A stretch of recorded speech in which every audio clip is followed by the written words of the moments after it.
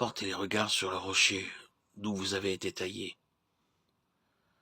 Portez les regards sur Abraham, votre père, et sur Sarah, qui vous a enfanté. Ésaïe 51, 1, 2.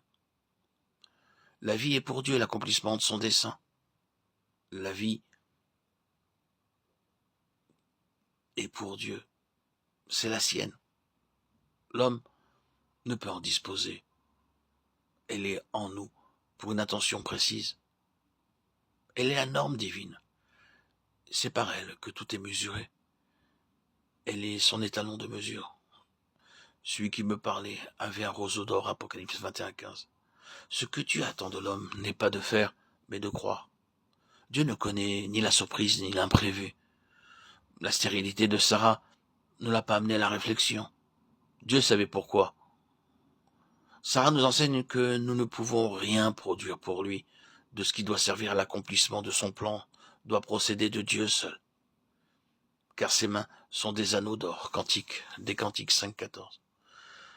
Dieu ne travaille pas pour le temps, mais pour ce qui est éternel, par l'or pur de sa vie incorruptible. Dieu ne veut voir dans son œuvre que sa propre nature, l'expression de lui-même. La ville était d'or pur, semblable à du verre pur. Apocalypse 21, 18. C'est à cela qu'il travaille, et c'est ce qu'il obtiendra. C'est avec cette même vision que nous devons travailler dans cette œuvre de restauration venue du ciel.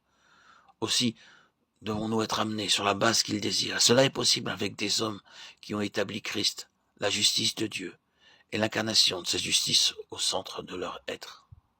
Bien que nous l'ayons intronisé sans partage, c'est la croix qui en établira les réalités spirituelles.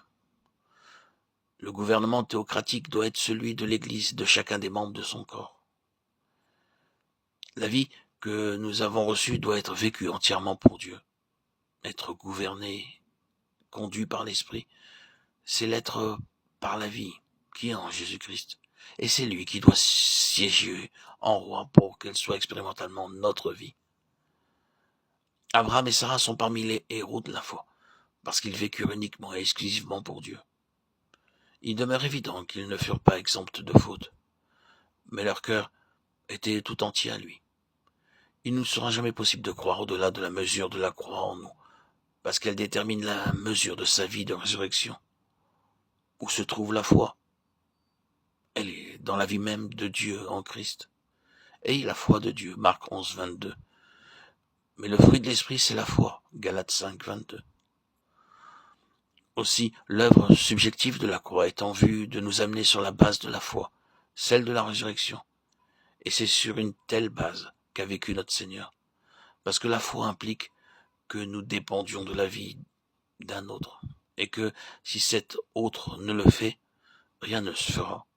Ainsi, à travers les différentes étapes de son itinéraire, Abraham passa par la difficile épreuve du temps, alors qu'il avançait dans l'âge.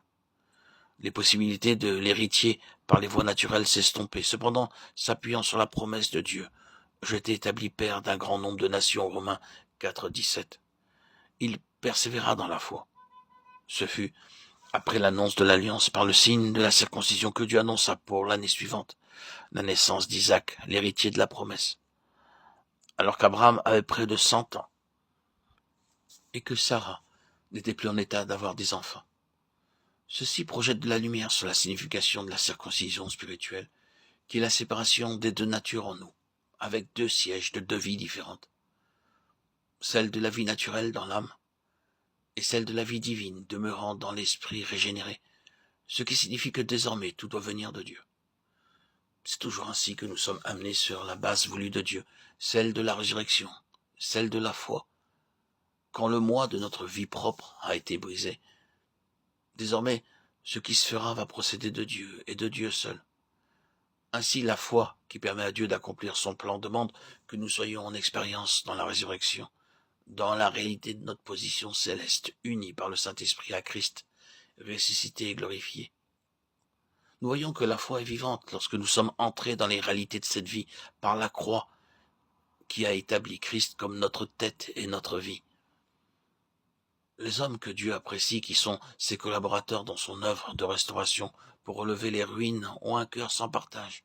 Ils sont sa propriété intégrale. Ils aiment Dieu pour lui-même. Ils sont ceux dans lesquels les œuvres du diable ont été détruites, l'ordre céleste rétabli. Ils sont une partie de lui-même. Dieu peut compter sur eux. Ils sont son trésor particulier. Dès que nous entendons Jésus-Christ nous dire « Celui qui m'a vu a vu le Père », nous avons quelque chose de réel et notre foi s'épanouit. La foi, c'est tout notre être uni à Dieu par la puissance de l'Esprit de Jésus-Christ.